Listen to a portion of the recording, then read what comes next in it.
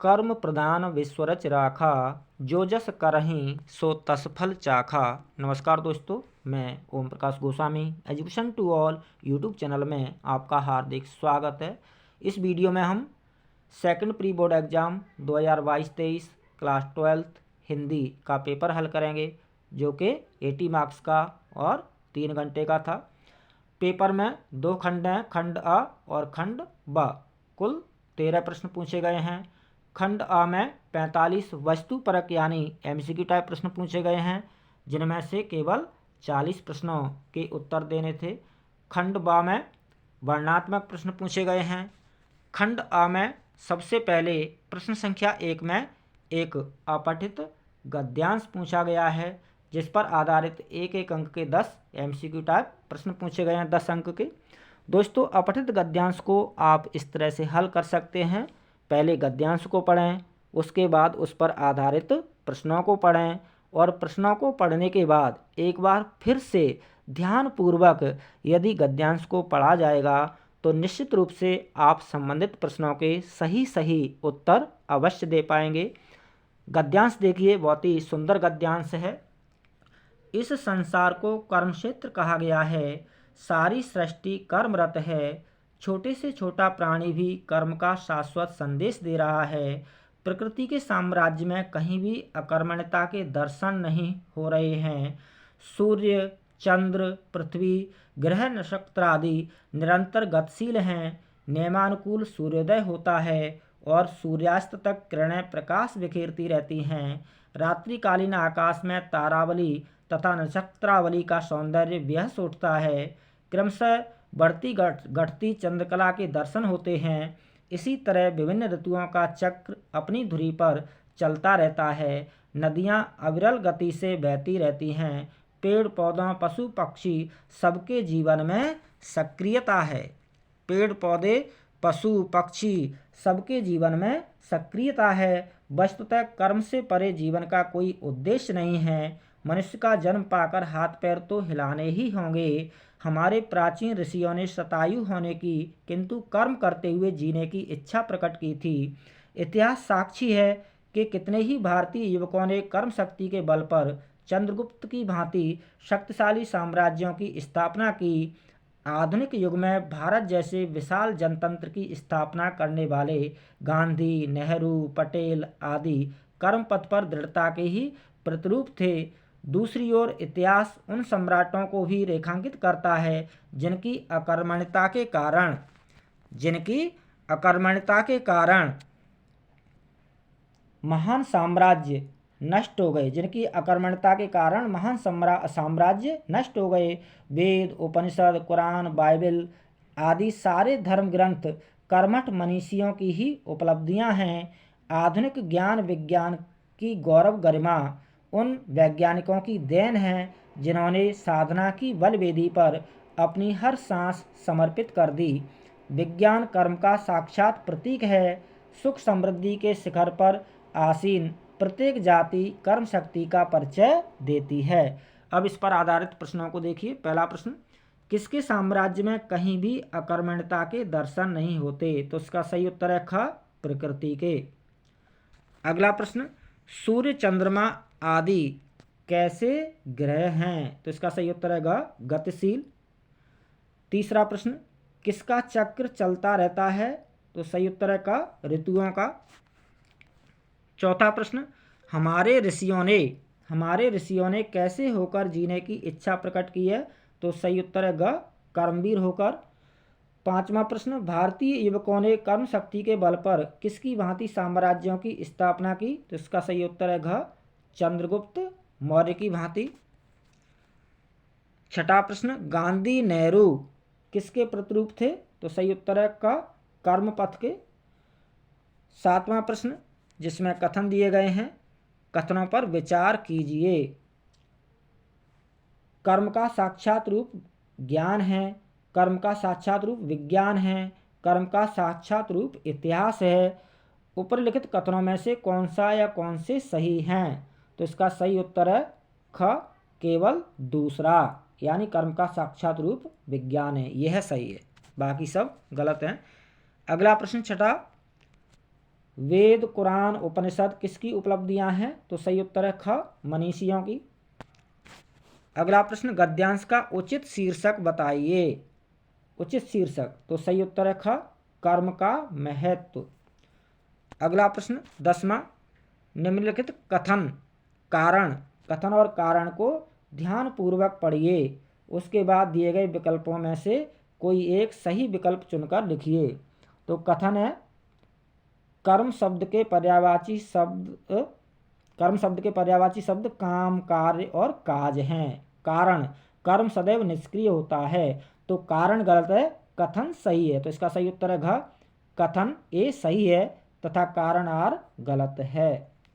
दूसरा प्रश्न, जिसमें एक अपठित पद्यांश दिया गया है, जिस पर आधारित एक एक अंक के 5 MCQ टाइप प्रश्न पूछे गए हैं। 5 अंक के पद्यांश देखिए। गुलाब का फूल है हमारा पढ़ा लिखा, मैंने उसे काफ़ी उलट पलट कर देखा है, मुझे तो वह ऐसा ही दिखा। सबसे बड़ा सबूत उसके गुलाब होने का यह है कि यह गांव में जाकर बसने के लिए तैयार नहीं है। गांव में उसकी प्रदर्शनी कौन कराएगा? वहाँ वह अपनी शोभा की प्रशंसा किससे कराएगा? यह फूलने के बाद किसी फसल में थोड़ा ही बदल जाता है। यह फूलने के बाद किसी फसल में थोड़े ही बदल जाता है। मूर्ख किसान को फूलने के बाद फसल देने वाला ही तो भाता है। गांव में इसलिए ठीक है अलसी और सरसों के फूल।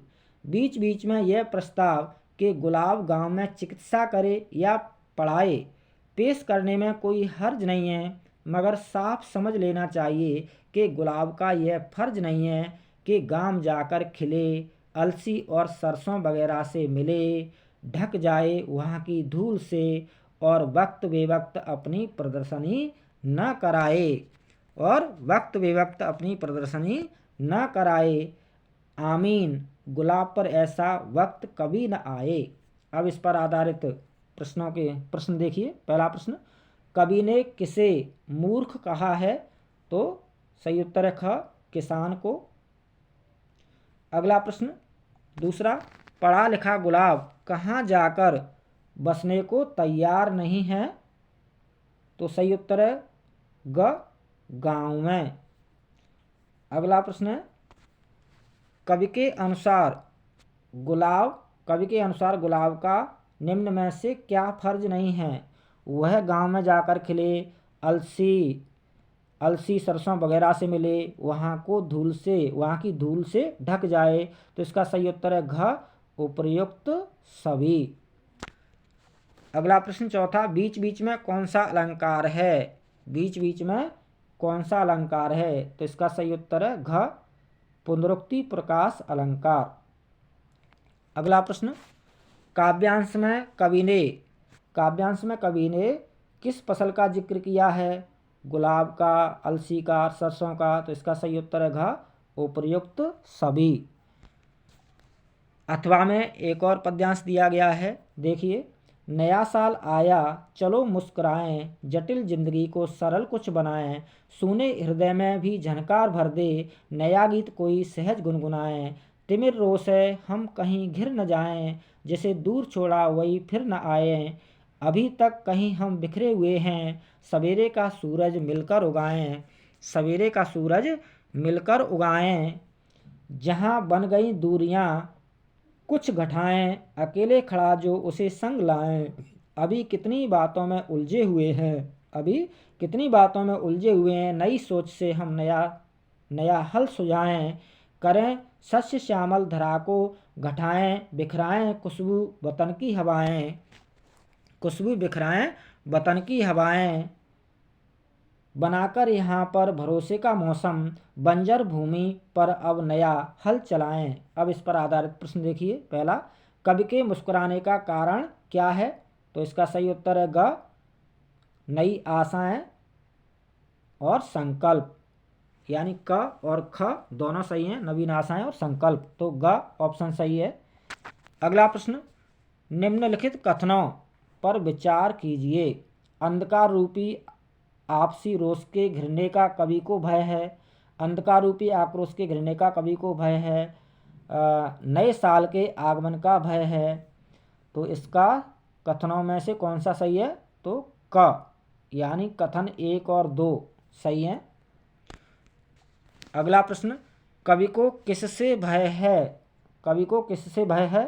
तो रोष, आक्रोश, पारस्परिक वैचारिकता। तो इसका सही उत्तर है घ, उपयुक्त सभी। सभी, घ ऑप्शन सही है। अगला प्रश्न चौथा, दूरियों को कम करने की बात क्यों की गई है? वैचारिक मतभेदों को कम करने के लिए, व्यर्थ की बातों में कम उलझे रहने के लिए। तो इसका सही उत्तर है ग, विकल्प क और ख दोनों सही हैं। ग ऑप्शन सही है। अगला प्रश्न, समाज और परिवार में किस चीज़ की कमी हो गई है? विश्वसनीयता की, संवेदनशीलता की। तो इसका सही उत्तर है ग, ग ऑप्शन सही है। विकल्प क और ख दोनों सही हैं, तो ग ऑप्शन सही है। अगला प्रश्न तीसरा प्रश्न, जिसमें अभिव्यक्ति और माध्यम पर आधारित एक एक अंक के 5 एमसीक्यू टाइप प्रश्न पूछे गए हैं, 5 अंक के। पहला प्रश्न देखिए, भुगतान के आधार पर काम करने वाले पत्रकार कहलाते हैं। तो इसका सही उत्तर है क, फ्रीलांसर। दूसरा प्रश्न, समाचार के प्रारंभिक अंश को क्या कहते हैं? तो इसका सही उत्तर है क, इंट्रो। अगला तीसरा प्रश्न, निम्न में से प्रिंट मीडिया का माध्यम है। तो इसका सही उत्तर है घ, समाचार पत्र। चौथा प्रश्न, कॉलम ख से उचित मिलान कीजिए। तो सिनेमा क्या है? सिनेमा दृश्य माध्यम है, समाचार पत्र प्रिंट माध्यम। ऑल इंडिया रेडियो की स्थापना 1936 और रेडियो का आविष्कार मार्कोनी। तो इसका सही उत्तर है ग ऑप्शन, यानी पहला, दूसरा, चौथा और तीसरा, ग ऑप्शन सही है। अगला पांचवा प्रश्न, ऑल इंडिया रेडियो वर्तमान में किस संस्था के अंतर्गत है? तो सही उत्तर है क, प्रसार भारती। अगला प्रश्न चौथा, जिसमें काव्यांश दिया गया है और उस पर आधारित एक एक अंक के 5 एमसीक्यू टाइप प्रश्न पूछे गए हैं, 5 अंक के। पतंग कविता से है, पतंगों के साथ साथ वे भी उड़ रहे हैं अपने रंध्रों के सहारे। अगर वे कभी गिरते हैं छतों के खतरनाक किनारों से और बच जाते हैं, तब तो और भी निडर होकर सुनहले सूरज के सामने आते हैं। पृथ्वी और भी तेज घूमती हुई आती है उनके बेचैन पैरों के पास। ये पतंग कविता से पद्यांश है, जिसके कवि आलोक धनवा हैं।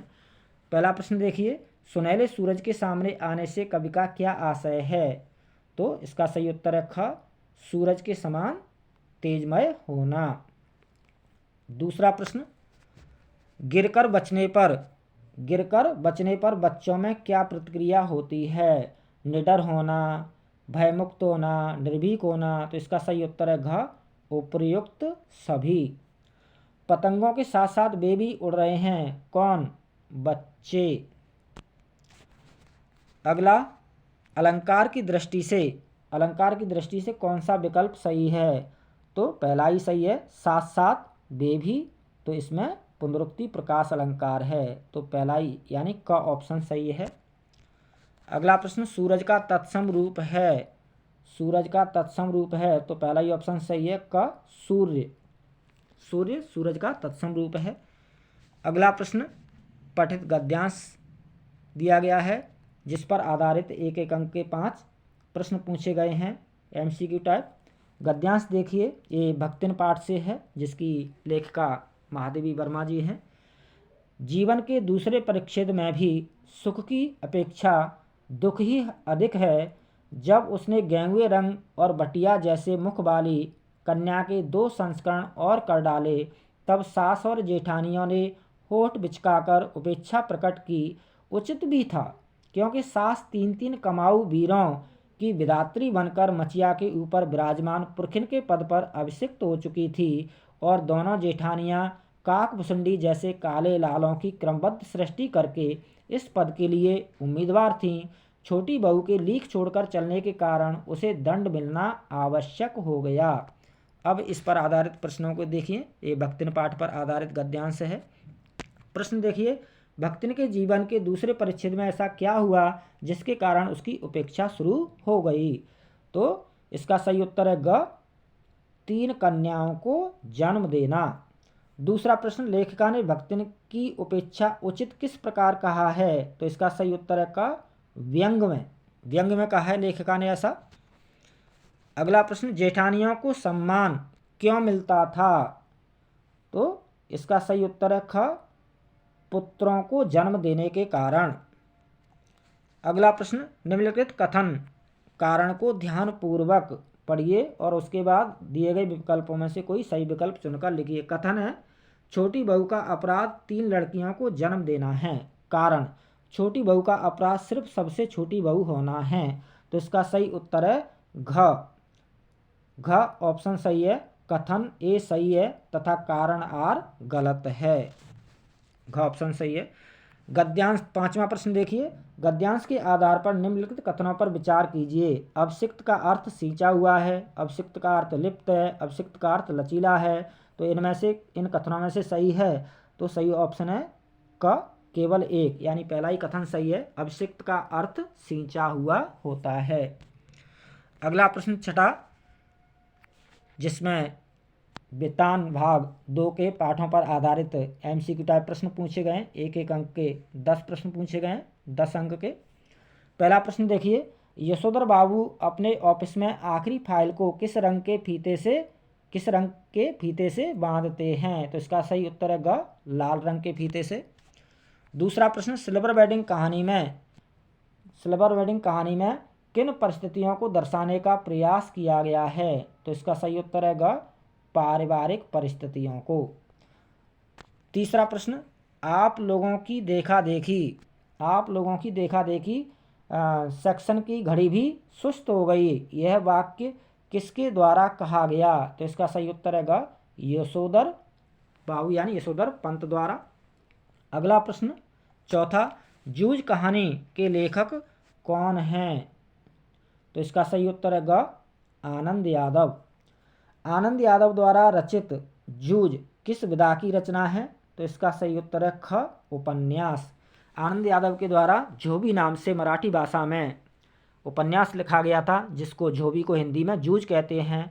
और उसी जूझ उपन्यास का जो अंश है वो हमारे पाठ्यक्रम में जूझ नाम से लिया गया है, तो उसी उपन्यास का अंश है। तो आनंद यादव द्वारा रचित जूझ किस विधा की रचना है? उपन्यास। ख ऑप्शन सही है। अगला प्रश्न छठा, लेखक पढ़ने के लिए माँ से किससे सिफारिश करने के लिए कहता है? तो इसका सही उत्तर है क, दत्ताजी राव से। सातवां प्रश्न, निम्नलिखित कथनों पर विचार कीजिए।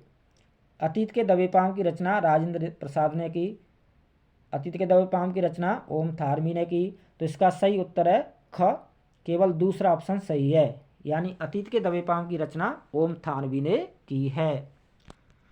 अगला प्रश्न, ताम्रकाल के शहरों में सबसे बड़ा शहर कौन सा है? तो इसका सही ऑप्शन है क, मोहनजोदड़ो।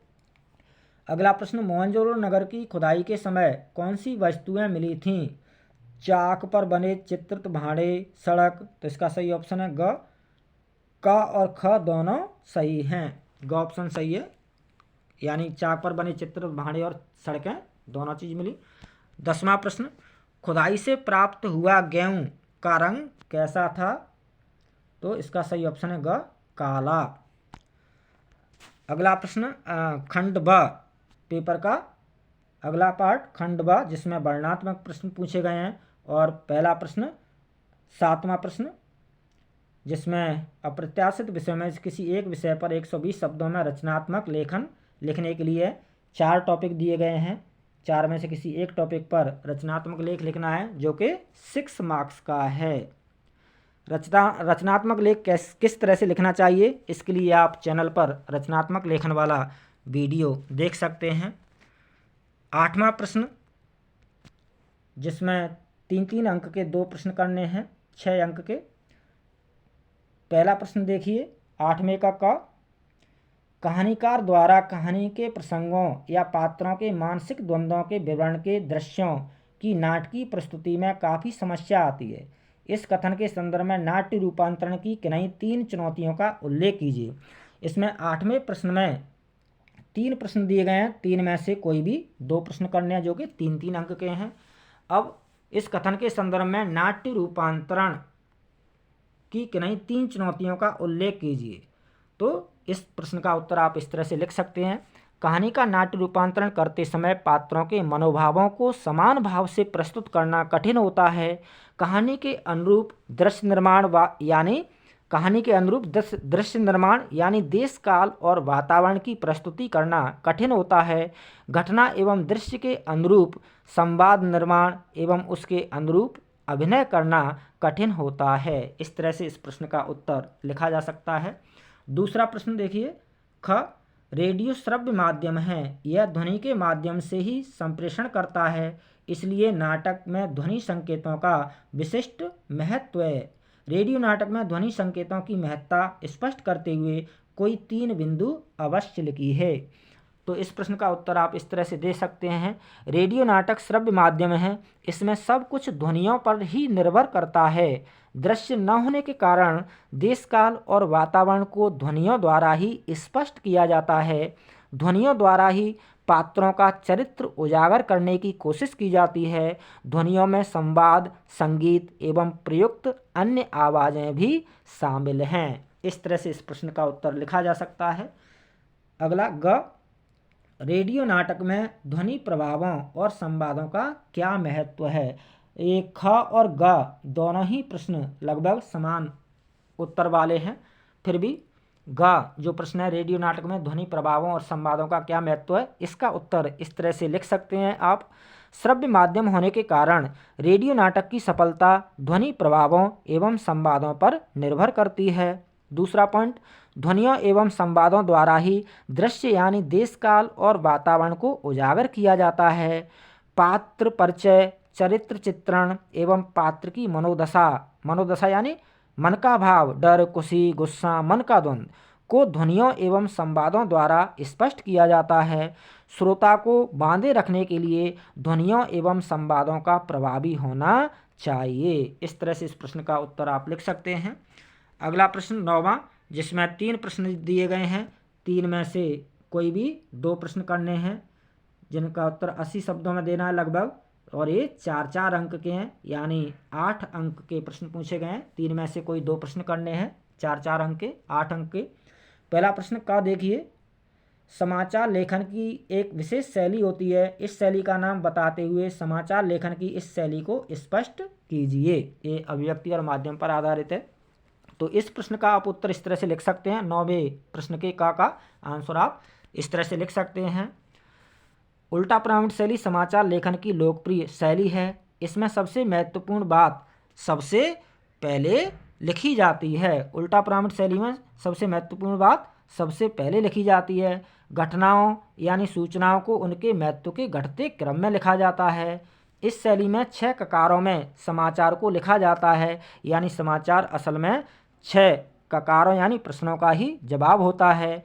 प्रथम 4 ककार क्या, कौन, कहाँ, कब सूचनात्मक एवं बाकी दो ककार क्यों और कैसे विवरणात्मक एवं व्याख्यात्मक होते हैं। समाचार के 3 भाग इंट्रो, मुखड़ा, बॉडी एवं समापन होते हैं। इस तरह से इस प्रश्न का उत्तर लिखा जा सकता है। अगला प्रश्न ख, इंटरनेट को जनसंचार का नया माध्यम क्यों कहा जाता है।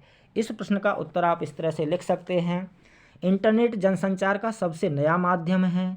सबसे पहले प्रिंट माध्यम, उसके बाद रेडियो, उसके बाद टीवी और उसके बाद इंटरनेट का विकास हुआ है। तो सबसे जो नया माध्यम है जनसंचार का वो इंटरनेट है। इंटरनेट में सभी जनसंचार माध्यमों के गुण मौजूद हैं, यानी इंटरनेट में पढ़ने, लिखने, देखने एवं इंटरनेट में सुनने, देखने एवं पढ़ने तीनों के ही गुण मौजूद हैं। इंटरनेट सूचना एवं जानकारी का विशाल भंडार है। इंटरनेट सबसे तेज़ जनसंचार माध्यम है। इंटरनेट एक ऐसा टूल यानी औजार है जिसके उपयोग से जीवन शैली आसान हुई है। इस तरह से आप इस प्रश्न का उत्तर लिख सकते हैं। अगला प्रश्न है ग, अखबार के लिए प्रयुक्त भाषा में ध्यान रखने वाली बातों का उल्लेख कीजिए। तो इस प्रश्न का उत्तर आप इस तरह से लिख सकते हैं। प्रचलित यानी आम जनता की भाषा का प्रयोग करना चाहिए। वर्तनी, व्याकरण एवं शैली का ध्यान रखा जाता है। छपने से पहले अशुद्धियों को सही करना होता है। समय सीमा, शब्द सीमा एवं आवंटित जगह का ध्यान रखा जाता है। लेखन में सहज प्रवाह एवं तारतम्यता बनाए रखना जरूरी होता है। इस तरह से इस प्रश्न का उत्तर लिखा जा सकता है। अगला प्रश्न 10वां, जिसमें 3 में से कोई 2 प्रश्न करने हैं जो कि 2-2 अंक के हैं, यानी 6 अंक के हैं। एक प्रश्न 3 अंक का, तो 3 में से 2 प्रश्न करने हैं, 6 अंक के प्रश्न करने हैं।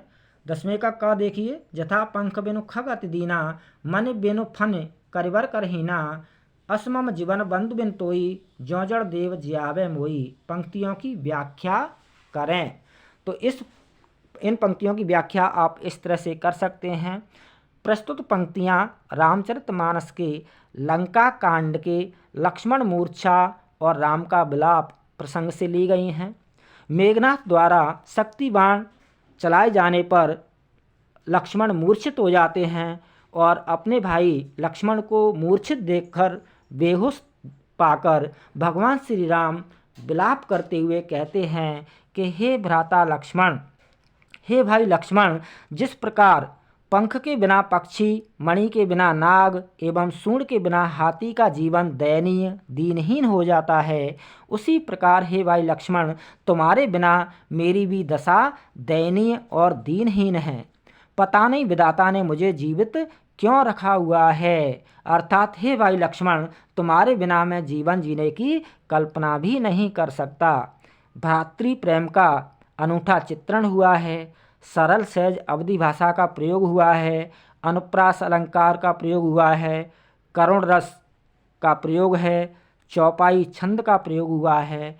तो इस तरह से आप इन पंक्तियों की व्याख्या कर सकते हैं। अगला प्रश्न ख, फिराक गोरखपुरी की रुबाइयों में ग्रामीण अंचल के घरेलू रूप को स्वाभाविक और सात्विकता के अनूठे चित्र चित्रित हुए हैं, समझाइए। तो इस प्रश्न का उत्तर आप इस तरह से लिख सकते हैं। माँ का अपने बच्चे को गोद में लेकर आंगन में खड़ी होना, माँ द्वारा अपने बच्चे को हाथों पर झूला झुलाना एवं बार बार उछालना, माँ द्वारा बच्चे को छल के जल से नहलाना, घुटनों पर बिठाकर कपड़े पहनाना, बच्चे का जिद करना एवं माँ द्वारा उसको प्यार से मनाना, दीपावली पर घर को लीपना पोतना, दीपक जलाना एवं चीनी के बने खिलौनों का घर में आना, रक्षाबंधन के दिन बहन द्वारा भाई की कलाई पर राखी बांधना, आसमान में काले काले बादलों का छाना एवं बिजली चमकना। इस तरह से आप इस प्रश्न का उत्तर लिख सकते हैं। अगला प्रश्न है ग, कवि ने अपनी कविता छोटा मेरा खेत में कर्म को किस रूप में उकेरा है, स्पष्ट कीजिए। तो इस प्रश्न का उत्तर आप इस तरह से लिख सकते हैं। कवि ने छोटा मेरा खेत कविता में कवि कर्म को कृषि कर्म के समान बताया है। जिस प्रकार किसान सही समय पर अपने खेत में बीज बोता है, वह बीज हवा, पानी, प्रकाश, खाद एवं मिट्टी के गुण धर्म के संयोग से अंकुरित होकर पौधा बनता है तथा पकने पर वह लोगों का पेट भरता है, उसी प्रकार कवि ने कागज को अपना खेत माना है। इस कागज रूपी खेत में भाव विचार रूपी बीज बोया जाता है। भाव विचार रूपी बीज कल्पना के सहारे विकसित होता है। शब्द रूपी अंकुर निकलते ही रचना स्वरूप ग्रहण करने लगती है। उससे अलौकिक रस धारा अनंत काल तक प्रवाहित होती रहती है, कभी समाप्त नहीं होती है। कवि ने कवि कर्म को कृषि कर्म से भी श्रेष्ठ बताया है। इस तरह से इस प्रश्न का उत्तर लिखा जा सकता है। अगला प्रश्न 11वां, जिसमें जो कि कविताओं पर आधारित हैं। 3 में से कहीं 2 प्रश्न के उत्तर देने हैं जो कि 2-2 अंक के हैं, यानी 4 अंक के प्रश्न हैं। 3 में से 2 प्रश्न करने हैं। 11वें का देखिए, पर्दे पर वक्त की कीमत है कहकर कवि ने पूरे साक्षात्कार के प्रति अपना नज़रिया किस रूप में रखा है। तो इस प्रश्न का उत्तर आप इस तरह से लिख सकते हैं। दिव्यांग व्यक्ति और प्रश्नकर्ता के मध्य हुए साक्षात्कार के प्रति कवि ने यह नज़रिया दर्शाया है कि साक्षात्कार लेकर टेलीविज़न वाले अपने लिए रोचक कार्यक्रम बनाने के चक्कर में रहते हैं। वे दूरदर्शन के समय एवं पर्दे का उपयोग अपने उद्देश्य की पूर्ति हेतु करते हैं। कार्यक्रम संचालक के सामने केवल और केवल अपना हित सर्वोपरि होता है, यानी व्यावसायिक होना, अधिक से अधिक अपने फायदे की सोचना। दिव्यांग व्यक्ति की उनको कोई परवाह नहीं होती है, उनकी सहानुभूति केवल बनावटी यानी कृत्रिम होती है। इस तरह से इस प्रश्न का उत्तर लिखा जा सकता है। 11वें का ख देखिए, बात के साथ जोर जबरदस्ती करने पर क्या हुआ। तो इस प्रश्न का उत्तर आप इस तरह से लिख सकते हैं, बात के साथ जोर जबरदस्ती करने पर वह जटिल हो गई, जबकि बात सीधी थी, सरल थी। बात प्रभावहीन हो गई, उसने अपना असर खो दिया। बात शरारती बच्चे की तरह कवि के साथ खेलने लगी, उसकी पकड़ से दूर होने लगी। बात बनने की बजाय बिगड़ गई। इस तरह से आप इस प्रश्न का उत्तर लिख सकते हैं। 11वें का ग देखिए, बादल राग कविता में कवि ने बादलों के बहाने क्रांति का आह्वान किया है, कैसे। तो इस प्रश्न का उत्तर आप इस तरह से लिख सकते हैं, जिस प्रकार धरती की तपन को दूर करने के लिए वर्षा आवश्यक हो जाती है, उसी प्रकार अत्याचारों, अन्याय एवं शोषण की समाप्ति हेतु क्रांति आवश्यक हो जाती है। जिस प्रकार वर्षा होने पर बाढ़ आ जाती है, घर पेड़ गिर जाते हैं, यानी कुछ हानि होती है, लेकिन कुछ समय बाद धरती हरी भरी हो जाती है, फसलों से लहलहा जाती है, उसी प्रकार क्रांति से धन जन एवं समय की हानि होती है, परंतु अत्याचार, शोषण एवं अन्याय से छुटकारा मिलता है, लोगों को अपना अधिकार मिलता है, नई पीढ़ी खुशहाली पूर्वक जीवन यापन करती है। इस तरह से इस प्रश्न का आप उत्तर लिख सकते हैं। अगला प्रश्न 12वां, इसमें 3 में से 2 प्रश्न करने हैं जो कि 3-3 अंक के हैं, यानी 6 अंक के प्रश्न हैं। 12वें का देखिए, जाति और श्रम विभाजन में बुनियादी अंतर क्या है। इस प्रश्न का उत्तर आप इस तरह से लिख सकते हैं, श्रम विभाजन कार्य कुशलता एवं रुचि के आधार पर किया गया कार्य विभाजन है, जिसमें कौशल, रुचि एवं समानता, सहयोग एवं स्वतंत्रता का भाव निहित है। जाति समाज में भेदभाव की जनक है, छोटा बड़ा, अमीर गरीब का भेदभाव उत्पन्न करती है। श्रम विभाजन व्यक्ति की कार्य कुशलता एवं रुचि के अनुसार कार्य के अवसर प्रदान करता है, जबकि जाति कार्य के समान अवसर पर रोक लगाती है। लोगों का कार्य निश्चित कर दिया जाता है, लोगों का कार्य निश्चित कर देती है, उनको रुचि के अनुसार कार्य करने की स्वतंत्रता नहीं देती है। इस तरह से इस प्रश्न का उत्तर लिख सकते हैं। 12वें का ख देखिए, बाजार का जादू चढ़ने और उतरने से मनुष्य कैसे प्रभावित होता है। तो इस प्रश्न का उत्तर आप इस तरह से लिख सकते हैं, बाजार का जादू चढ़ने और उतरने पर मनुष्य निम्नलिखित रूप से प्रभावित होता है। पहला, बाजार में रखी सजी संवरी सुंदर वस्तुओं को देखकर मनुष्य उनकी तरफ आकर्षित होता है और उन सभी को खरीद लेने की चेष्टा करता है। बाजार का जादू चढ़ने पर वह आवश्यक वस्तुओं की ओर ध्यान न देकर ऐसी वस्तुएं भी ले लेता है जिनकी उसे आवश्यकता नहीं होती है। जब बाजार का जादू उतरता है तब उसे यह पता चलता है कि एक बार फिर उसने अनावश्यक चीज़ें खरीद ली हैं जो कि उतनी उपयोगी नहीं हैं और जो कि उसके पास पहले से ही घर में मौजूद थीं। अगला प्रश्न ग, ढोलक की थाप से मृत गांव में कैसी समानता दर्शाई गई है, कला से जीवन के संबंध को ध्यान में रखते हुए चर्चा कीजिए। तो इस प्रश्न का उत्तर आप इस तरह से लिख सकते हैं, ढोलक की थाप मृत प्राय गांव में संजीवनी शक्ति का संचार करती थी। महामारी के शिकार गांव के लोगों में आशा की किरण जगाने का काम ढोलक की थाप करती थी। उनमें नवीन ऊर्जा, उम्मीद, साहस का संचार करती थी। कला का जीवन से सदैव अटूट संबंध रहा है। कला सदैव जीवन की प्रेरक शक्ति बनी है। कलाकारों ने लोगों के हृदय में ओज, तेज, वीरता एवं शक्ति का संचार किया है। कला जीवन को सही दिशा निर्देश देती है, प्रेरित करती है। कला जीवन को जीवंत, सकारात्मक, खुशहाल बनाती है। जीवन कला की रचना करता है और कला जीवन की, इनका आपस में अभिन्न एवं अटूट संबंध रहा है। इस तरह से इस प्रश्न का उत्तर लिखा जा सकता है। अगला प्रश्न 13वां, जिसमें 3 में से कोई भी 2 प्रश्न करने हैं, जो कि 2-2 अंक के यानी 4 अंक के 2 प्रश्न हैं। पहला प्रश्न देखिए, हजारी प्रसाद द्विवेदी ने सीरीज के संदर्भ में महात्मा गांधी का स्मरण क्यों किया है? तो इस प्रश्न का उत्तर आप इस तरह से लिख सकते हैं। लेखक हजारी प्रसाद द्विवेदी जी ने सीरीज के संदर्भ में महात्मा गांधी का स्मरण निम्नलिखित कारणों से किया है। जिस प्रकार सीरीज भयंकर गर्मी एवं लू में भी सरस और फूलों से युक्त बना रहता है, उसी प्रकार गांधी जी भी प्रतिकूल परिस्थितियों में भी सरस एवं अविचल बने रहते थे। जिस तरह सीरीज वायुमंडल से रस खींचकर इतना कोमल व कठोर हो सकता है, उसी तरह महात्मा गांधी भी कोमल एवं कठोर व्यक्तित्व वाले थे। 2 अंक का प्रश्न है, तो 2 पॉइंट काफ़ी हैं, पर्याप्त हैं उत्तर में। और 3 अंक वाले प्रश्न के लिए 3 पॉइंट, कोई भी 3 बिंदु महत्वपूर्ण उत्तर के रूप में हो सकते हैं। 4 अंक वाले प्रश्न के लिए उत्तर के रूप में 4 महत्वपूर्ण बिंदु हो सकते हैं उत्तर के रूप में। तो इस तरह से 2 पॉइंट पर्याप्त हैं 2 अंक के प्रश्न के लिए। अगला प्रश्न देखिए, गांव में महामारी फैलने और अपने बेटों के देहांत के बावजूद लुट्टन पहलवान ढोल क्यों बजाता रहा? तो इस प्रश्न का उत्तर आप इस तरह से लिख सकते हैं। गांव में महामारी फैलने और अपने बेटों के देहांत के बावजूद लुट्टन पहलवान ढोल इसलिए बजाता रहा, कलाकार के लिए कला की सेवा एवं उसके प्रति समर्पण ही सब कुछ होता है।